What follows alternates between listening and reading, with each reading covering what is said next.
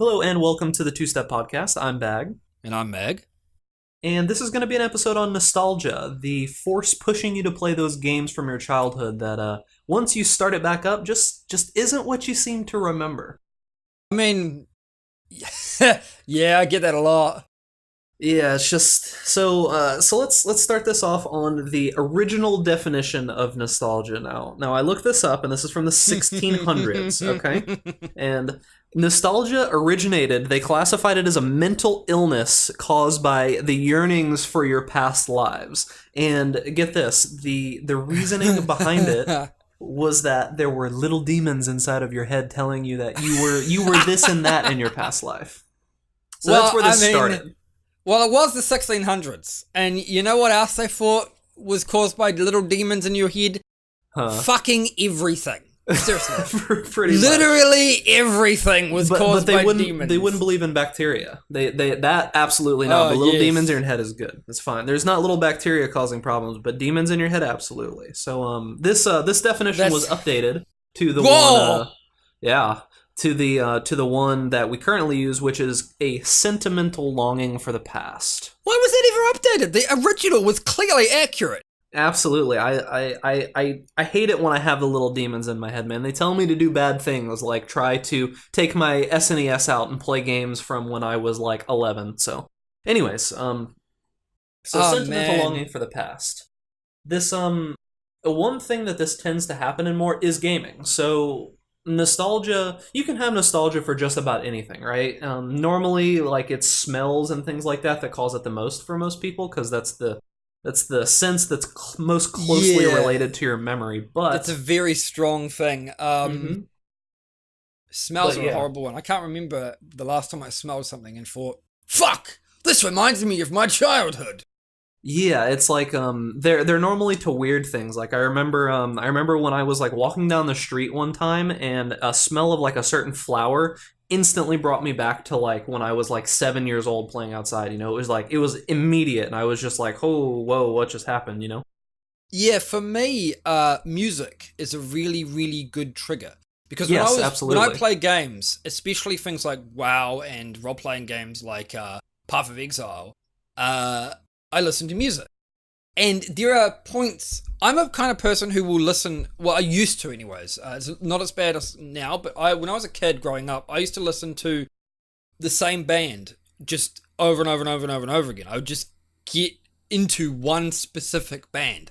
So there are bands that I associate with very specific points, with very specific games and very specific like things. So, as an instance, the band Dream Evil, I heavily associate with Dark Souls 1.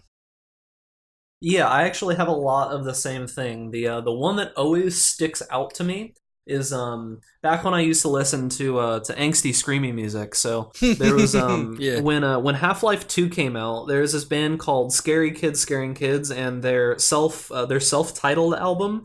I listened to that while I was playing Half-Life 2, and every time I listen to any song off of that, I immediately am brought back to Half-Life 2.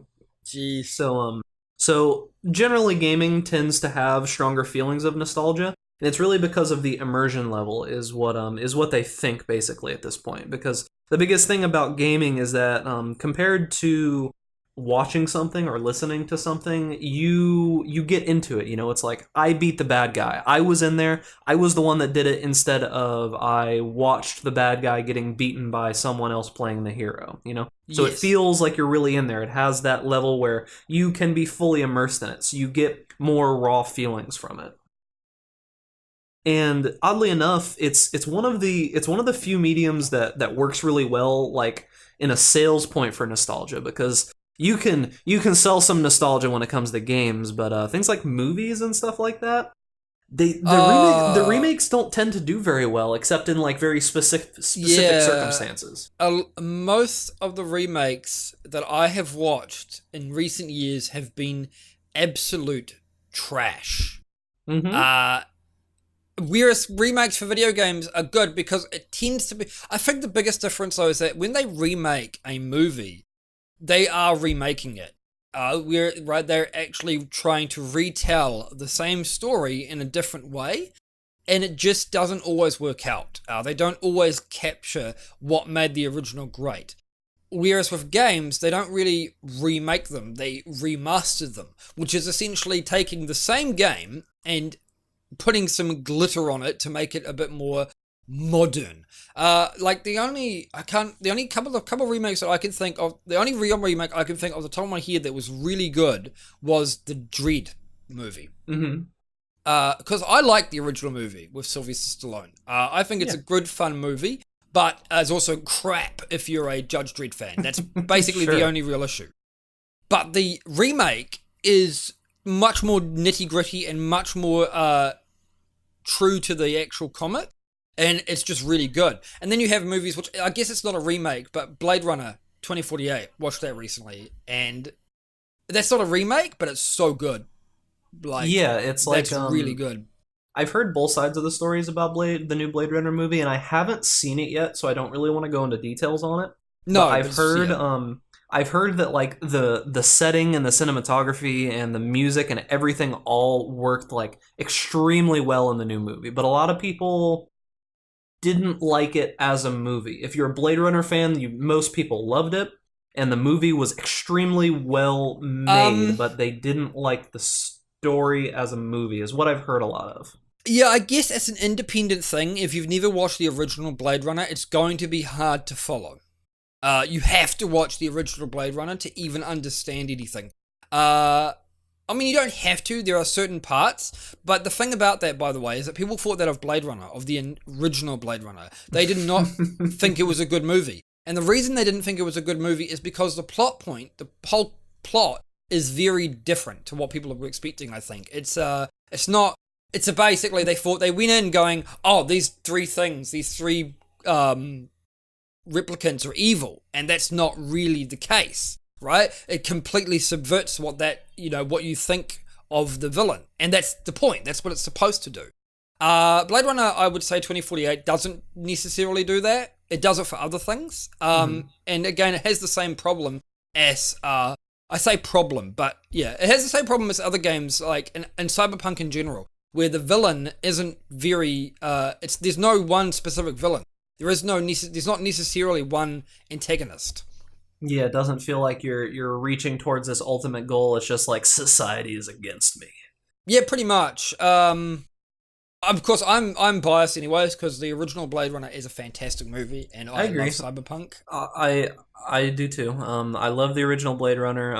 I haven't played it, but I've watched someone play the like original Blade Runner DOS game, which I'm sure the controls were horrific, but story wise, it felt like a pretty nice game in comparison to the original Blade Runner movie. It's kind of like a side setting, It was like the main character was a Blade Runner like right before the actual main movie started. Word now, and 5, 4, 3. So speaking back to nostalgia, this reminds me of System Shock.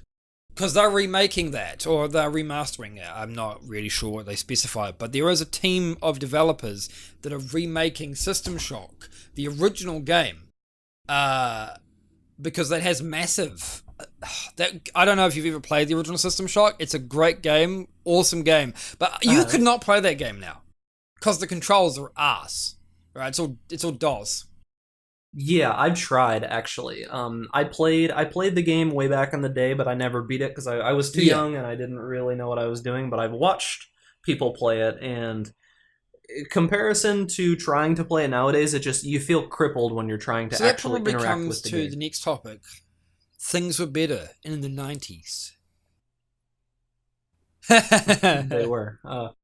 For anybody that grew up in the 90s, you always had that feeling, things were cool. So, you always had like the rad skateboarders Radical. And stuff and all of the crazy colors and advertisements and stuff. Right? Everybody thinks at the time that they grew up in was better than the time that it is currently. And this is super heavy in a game that both you and I play, which is World of Warcraft. Oh, yeah. People love to think back on classic WoW and think that it is the greatest thing that they've ever heard in their life, and I don't think that many people actually really played Classic WoW, because I played Classic WoW a lot. And it wasn't that good. It was fun back then because there was no like frame of reference for what we have now. People don't get that. Okay, ignoring the fact that Classic WoW was a different beast, the reality is that the only point of reference that Classic World of Warcraft had was EverQuest, right? And EverQuest was a lot more unforgiving than WoW. That's why WoW at the time was considered a lot more of a casual version of EverQuest. There was no death penalty, for instance, which was pretty damn big at the time. And there wasn't as much grinding. Despite the fact that there was a fuckload of grinding in Classic WoW, there wasn't nearly as much grinding in Classic WoW as there was in the original EverQuest. And that was a huge thing. But people don't... Yeah. People don't... Ooh, that's rain. Sorry. People don't... People who look back on it fondly don't seem to get that... Two things, in my opinion. The first is that they were younger. So their overall relative experiences with video games are fewer than what they probably are now. And two, it was the first time for a lot of people to play an MMO like WoW, right? And you have a fond memory of when you play anything that you like for the first time. And you cannot get it back. It's like reminiscing about your first kiss, right? You can't get that back. That's not a thing. You can't relive the first time playing World of Warcraft. And so when they release the Classic service, right, I'm sure there will be a lot of people who play it. And there are going to be a lot of people who are completely disappointed with it, remembering how fucking horrifically grindy that game was. Yeah, I think it's going to be the majority. On the topic of EverQuest, though, I never really played EverQuest, but one of my original like guildmates from way back in my first big raiding guild that I was ever in Vanilla and BC.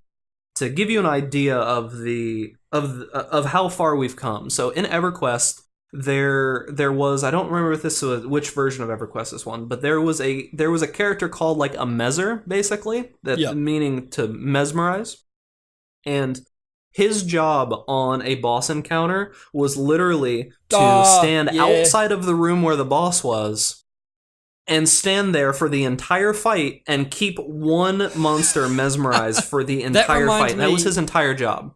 He never even got to see the boss. Of specific instances during vanilla World of Warcraft, right?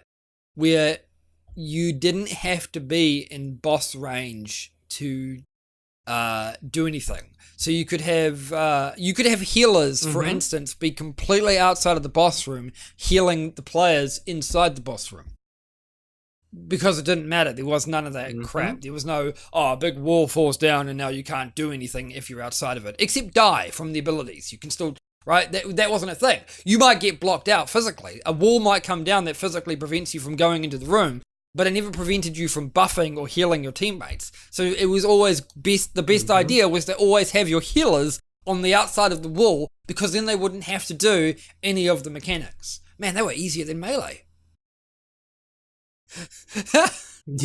Yeah, right. And a lot of people don't really think about those kind of things because the nostalgia is so strong for those positives. You know, they don't think about the negatives. I mean, like, everybody talks about, oh yeah, you remember when you used to have to blow on game cartridges, which just damaged them, by the way. It's like, did you really like having to do that? Was it a thing that you enjoyed? Like, why do people fantasize about that? You know, like, did you like dial-up? God.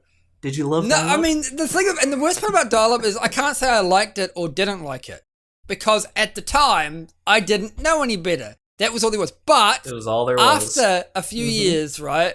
Oh, holy fuck. All right. So we were relatively slow. New Zealand was very slow to get broadband here. And so we still had dial-up when other people had broadband. So you knew what you were missing. And it was fucking horrendous. Even worse than this was, I remember I had to move back to my parents' place, and they lived out on a farm 40 kilometers from fucking nowhere, right? They didn't have internet access. Ooh, they had dial-up. Have you ever tried to load Steam on dial-up? It times out before it fucking loads.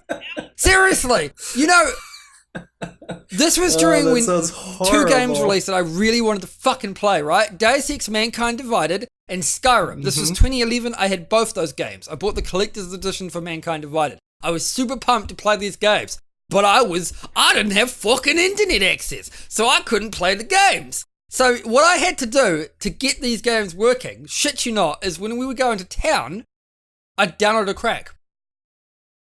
I just downloaded it and then yes, I went to the library. I went to the library and I downloaded a crack. You know, I didn't download the rest of the game. I just downloaded a crack for the games that I already owned so I could play them offline. And then every time we went into and this is why I love Skyrim more than a lot of people like Skyrim, because I spent a fucking 1,000 hours playing this, and every time we'd go into town, I'd just download mods.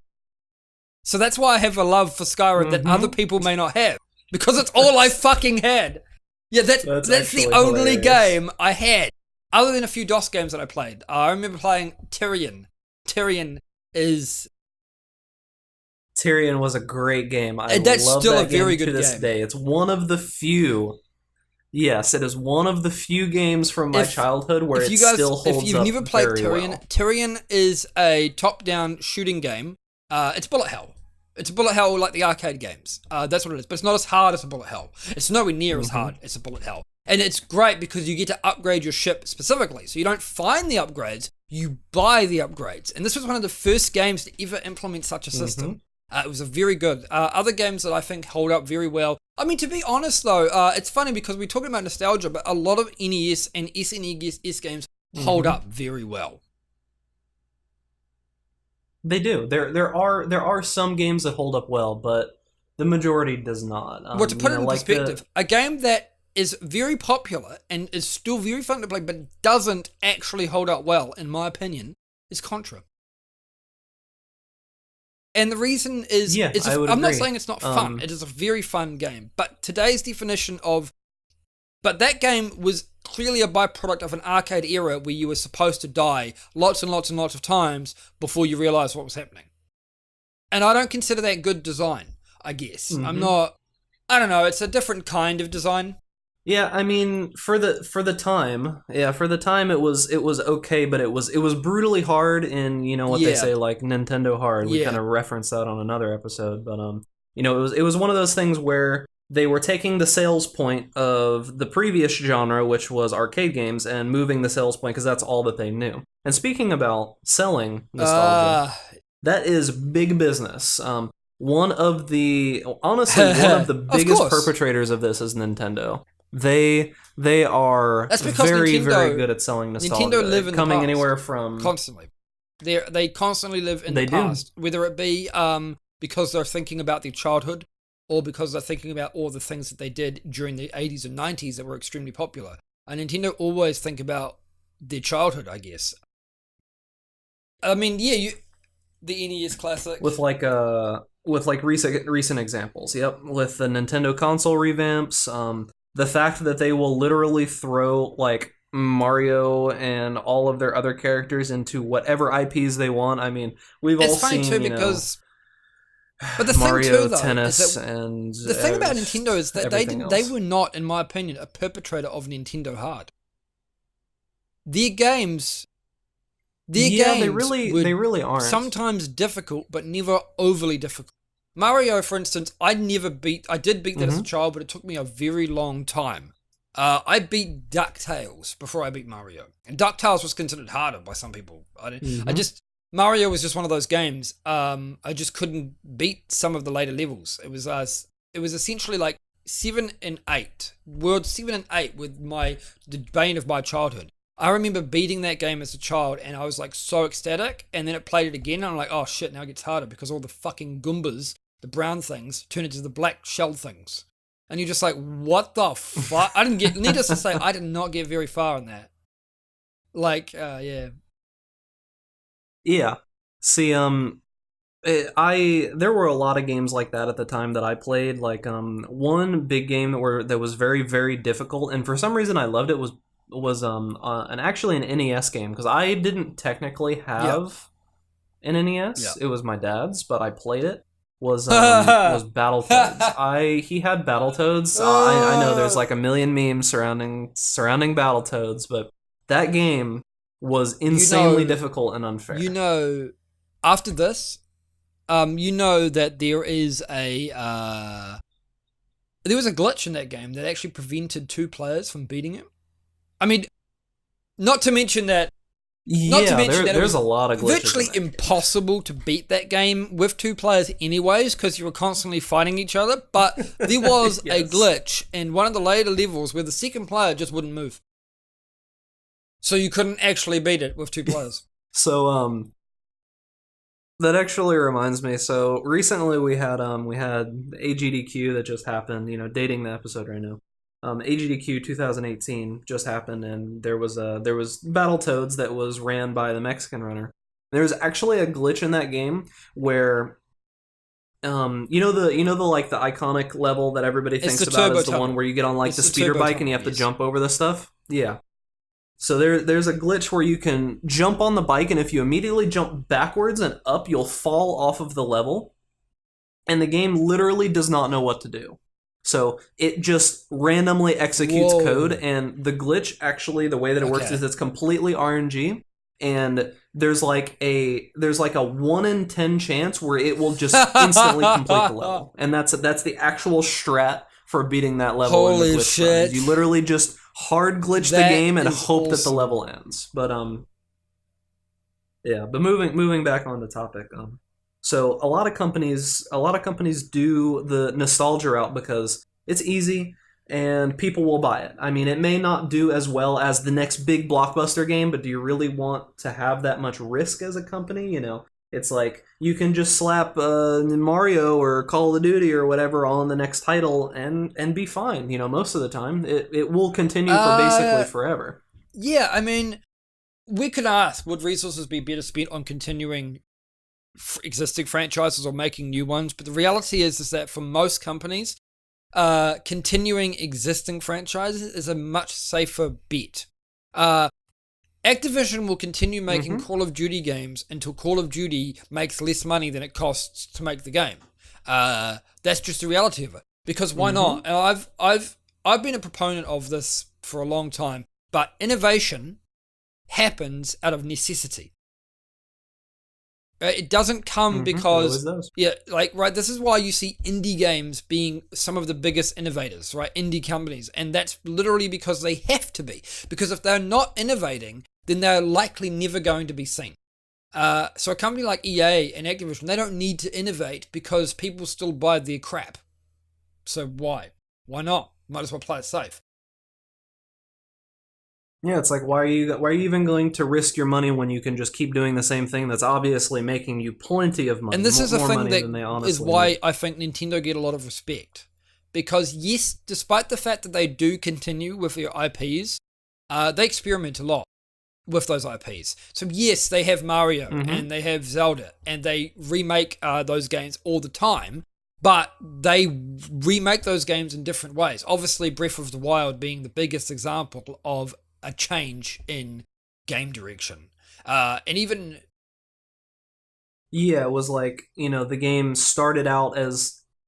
Technically, the first Zelda was... I'm not going to say open world because that's not correct, but it was relatively open. You could go wherever you want, but, games kind of moved away from that for a little bit. And when it came back and they did the open world Zelda, I mean, in the new Breath of the Wild, spoiler alert, you can go to the last castle right after you're done with the tutorial. And when you're done with the tutorial item, you can go. Yeah, but that's the thing too. I know some people probably don't know this because they haven't played the original Zelda, but it was after the second Zelda that the Zelda game started becoming a little bit more linear, right? So that's why Zelda 2 wasn't as highly acclaimed as Zelda 1 at the time. Because Zelda 1 and Zelda 2 are completely different games. Zelda 2 is more like the Zelda that many people have probably played as children, especially on the portable consoles like the Game Boy and stuff. That's a lot more linear. Whereas Zelda 1 is a lot more open. Of course, there's only 2 Zelda games, so it's like they wouldn't have known the formula at the time because there was only literally 2 fucking Zelda games, so they were still experimenting. And they decided to go with the second one. And so Breath of the Wild is essentially just a massive callback to the first one. Though it is still different because Breath of the Wild, unlike Zelda 1, is a true open world game. And I mean, they're supposedly doing this with Pokemon, the Pokemon RPG. But we don't know anything about that. I haven't actually heard a lot about that, but I have heard that. A question for you though: Zelda 1 versus Zelda 2. Zelda 1 every time. I don't like Zelda 2. Zelda 1. See, that seems to be the mainstream opinion, but the more and more I look back at it, I don't have an issue with it. Really like Zelda 2. It's like a lot of people more confusing. People give it a lot of flack, but games, I can see why people like the first one. Those games, I can all the games understand on Nintendo were very guilty of being really fucking confusing, very obscure. Zelda especially. I just thought that Zelda 2 was a little bit more obscure than Zelda 1. It was really the only, like, the gameplay itself is fine. It's just that I found myself getting stuck more often in Zelda 2. So it just pissed me off. Oh yeah, because one of the biggest problems with Zelda 2 was like there was a lot more randomness to it. In Zelda 1, there at least felt like there was some basic progression. Yes. You go through the dungeons, you do the things. In Zelda 2, it just kind of felt like you were just exploring. Kind of the same feeling that I had from the original Dragon Quest, was it? What was the first one that came out? Was it Dragon Warrior or Dragon Quest? I think it was Dragon Quest, right? I've seen people play them. I think it was... I want to say Dragon Quest, but I have no idea. I think it is Dragon... I'm actually going to look that up real quick because it's relevant. Because the original... But either way, I think it's there were Dragon similar Quest. games, so it doesn't matter. Yeah, so Dragon Quest 1. So the biggest problem that a lot of people had with that, it was Dragon Quest, is that literally nowadays with, people have even speedrun that game and, have completely destroyed it, but the thing is that there was almost nothing telling you where to go. It was literally, you go into the game and you figure this shit out, and if you don't like it, too bad. You have to, like, there's a part where you go into, like, a little town, and there's this old man sitting in the corner, and he's like, oh yes, 8 steps west and 4 steps north of this tree to the south of this village, there should be something on the ground if you search. It's like, okay. And I needed this to complete the game. Nintendo Power was fucking popular.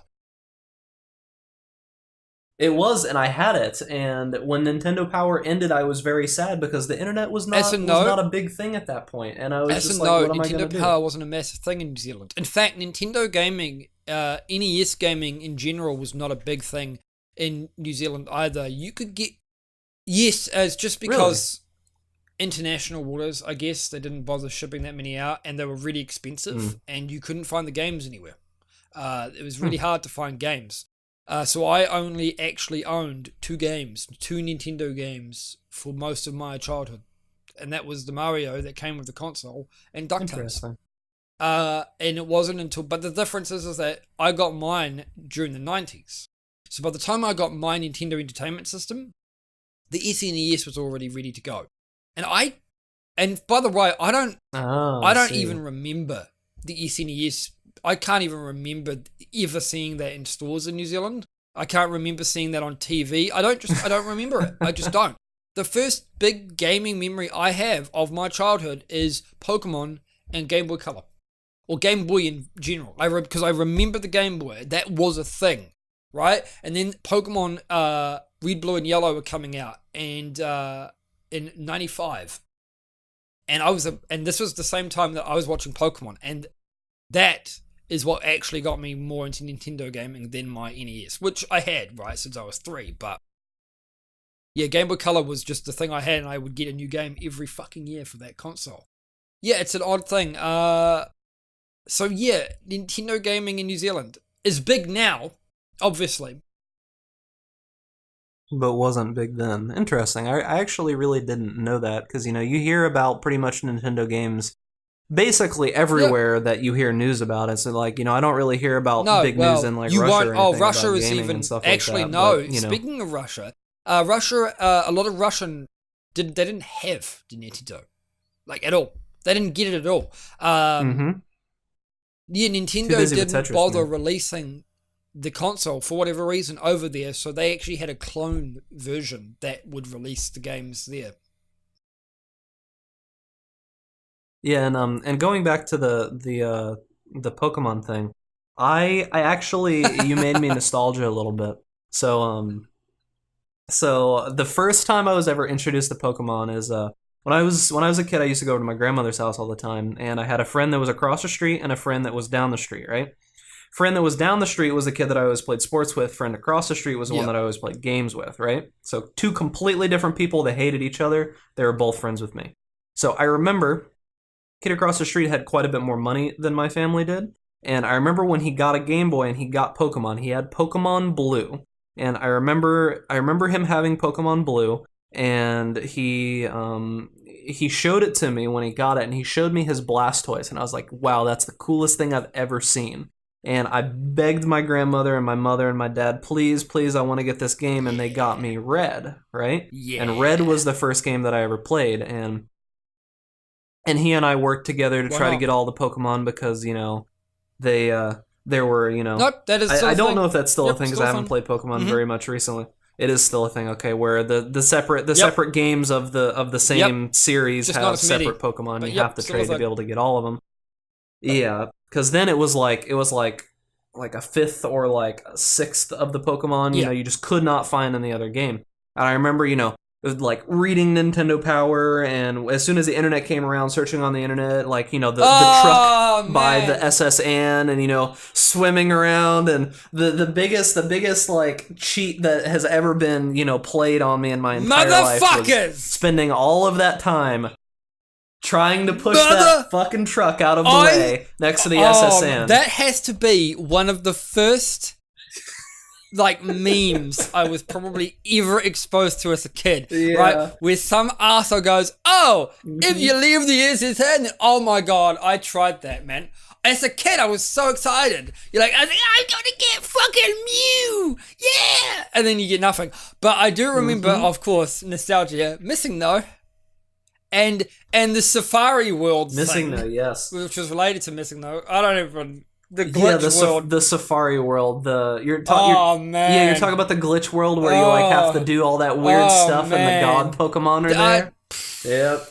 I do remember. I remember as well when I was first told about Missing No, though. It was on my bus. The kid that I used to sit next to showed me how to do it, where you talk to the guy in Viridian City, and then you fly over there and you go up and down the coast. Man, there was some actual crazy glitches in that game when you really look back at it. One of the first memories. The first ever memory that I have of Pokemon is loading the game up and not knowing how to exit the door. Pokemon was the first ever role-playing game I'd ever played. I'd never played things like Final Fantasy or anything like that, so I wasn't aware of how to actually leave, and that the carpet there was it. So you know what I had to do? I rung up my neighbor, and his sister told me. My friend's sister told me, oh yeah, you just walk out the door. And I'm like, oh, that's actually and I was just brilliant. Thinking, alright, and then I never had any trouble with the game ever. Like, that was it. That was the only fucking problem. You just needed that spark. You're just like, I understand everything now. I was like, and then from that on, I had basically every Pokemon game ever since. On a side note, as well, from what I remember, so did you know there's actually it's not legitimate, but I'm going to use the word legitimate because it's from all the way from within the game. There is a way to get Mew within Pokemon, the original ones. I don't remember the method, but I do know that there is a way. It's not. It uses like the hexadecimal values of Pokemon. It's okay, so legitimate in the sense that you don't have to go to some Pokemon competition and get them to trade you. No, you just have to hack your fucking cartridge. Like that, you know. It's all within the game, okay? So that's why I said I use the term legitimate lightly. But all right. So last topic here before we end the episode. So there is one thing of nostalgia that I have noticed that does not carry over, for me at least, and that is the quality of the graphics. So I remember when I was younger, you know, seeing the new graphics come out. Like when I saw Grand Theft Auto, like Grand Theft Auto Vice City for the first time, I was like, holy shit, this game looks amazing. And I had the original version of Grand Theft Auto Vice City where they had the expletives, the racist expletives about a certain race, and before the big controversy where they took that out, right? I yes. had that, and the Yes. Haitians, but so beyond that, I remember thinking, wow, this game is awesome, and then San Andreas came out. Now, while I loved San Andreas way more, it didn't have that it didn't have that It impact won't where I though, was just because like, it wow, these wasn't a graphics are massive thing. You weren't awesome. going from a 2D game, which, well, I say that, but did you ever play GTA 3? Mm-hmm. Because that was 3D. GTA Okay, 3 was that's the 3D, thing. but Yeah, I did because not but play that's the it. same That was the thing, right? If thing, you is went from that GTA game, 2, yeah. right, the 2D versions, to GTA Vice City, you literally jumping from top-down 2D game to full 3D open world fucking shooter. It's a complete difference. And when you go from Vice City to San Andreas, it's not as big of a jump. It's the same game, just different. Yeah, and as time goes on, it's like, we're getting to Diminishing that returns on point graphics. where, yeah, diminishing returns are hitting really hard, and it's getting to that point where, like, if you've seen some of the in-game cutscenes from, like, the stuff that, like, Kojima's working on right now, a lot of that, yeah, we'll have an episode on Death Stranding whenever that Have an episode on magnificent just piece of Kojima. trash comes Fuck, man, out. you could write books about that Just dude. Kojima, Yeah, yeah, you that could we, write we, we should, novels to be about the honest. man. Yeah. Everything that man has touched, I'm not going to say has been good, It's but been has something. been fantastic. Just Actually, no, extravagant. extravagant is It's the been perfect word because something. that doesn't mean it was good or bad, but it was big. It was big. But Yeah. graphics for me actually, But I've yeah, never had a problem with so yeah. graphics in video games. Not as much as other people. I don't really give a shit. And a lot of this was because I grew up with a laptop. I was a PC gamer, but I was a PC gamer primarily because we couldn't afford consoles. Hence, I only had 2 Nintendo games and a few of my Game Boy games. So computers were just great because you could download so many stuff. All right, I could download ROMs if I wanted to. Not that I actually did as a kid. I had a lot of shareware games, like a lot of fucking shareware games. Like my childhood There were some cool My shareware games. childhood I remember a consists bunch of them. of 3 major companies. All right, id Software, Apogee Realms, not Apogee Software, sorry, and 3D Realms. Those 3 companies are basically the lifeblood of my childhood, and they didn't. And when I started, and because I didn't have a good computer, when I moved into the early 2000s and we started getting games like GTA 3 and the original Deus Ex, I didn't play those games at the time they were released. I'd played those games like 2005, 2006 because I had a shitty laptop. I couldn't play anything else. When I first played World of Warcraft in 2009, because I never played vanilla, I had a laptop that could only run the game at like 20 FPS. That was it. That's all I got. So the majority of the games I played had to be old. So I just relived a lot of my childhood, which was evidently BioWare games, right? Lots and lots of computer role-playing games. Baldur's Gate, Neverwinter Nights, Star Wars, Knights of the Old Republic. Knights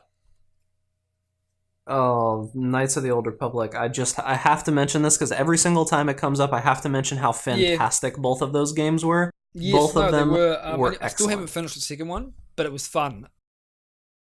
So yes, but oh man, I loved one of my favorite games as a kid too. Just going back was like Jazz Jackrabbit series, and that still holds up. I played that as well. That was excellent, well, especially because indie games we're still getting fucking platformers made.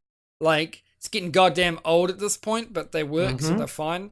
But yeah, graphics. I mean, it has to be really good for me to notice it. For instance, the last game that I truly noticed how good the graphics were was The Witcher 3. And it wasn't the graphics, it was the animations. The facial animations for that game are just beyond this fucking world of existence. Yeah, it was really strange for me going into The Witcher 3, honestly, because they moved from a cinematic experience to the full open world experience, you know what I mean?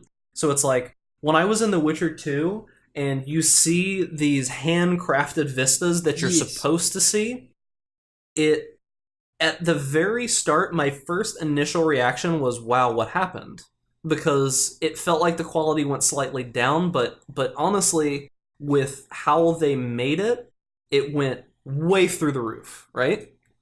Because I had this like weird reaction to it where it's like in The Witcher 2 that I had just finished playing right before The Witcher 3 came out, it was like, oh wow, these big vistas that you see, like, you know, like a town burning or this crazy thing happening or that crazy thing happening, to you start out and you see like a bunch of trees around you and the trees kind of look weird, but then you notice that all of the trees are moving independently.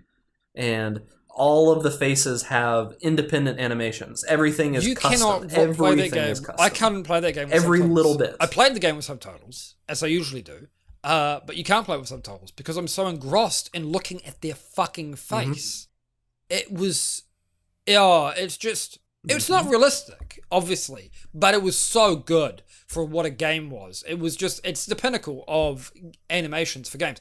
And I just don't think that's a thing that's been done since, because animations are kind of iffy things. You know when they're bad, like in Andromeda. Right? You know... Yeah, let's not go into Andromeda. You know when they're bad, because they're really fucking bad. But when they're good, they just kind of... They don't necessarily pop out. You know, they're not supposed to. Yeah, it's one of those things like in movies is bad. That if you which you I notice guess you it, could, which is funny because wrong. You can say, well, I noticed it in The Witcher 3, so I guess they did something wrong. But yeah, I noticed it because it was fucking good. But that's going to that's going to end it for us. I think we're just extending the time every single episode now. It just seems to get a couple minutes longer every single time. Eventually it's going to be hour episodes because, you know, we'll just never run out of stuff to talk about. Let's try to not get there to where it's like, all right, I gotta wake up and clock in today. You know, 8 hours later, we're not even done talking about the first about the first thing that we started about, nostalgia for 8 hours. I don't want to go that far. So don't forget, you know, if you like what you heard, like, comment, subscribe, share on your social medias, tell your family, all that good stuff. You know, let them know about us. And yeah, that's pretty much it for nostalgia. I actually did nostalgia a couple of times during this that's not during surprising. this episode. Oddly enough, I I wasn't expecting that to happen. It's not surprising. But anyways, I'm Meg. Yeah, definitely. And I'm Bag. Thanks for watching.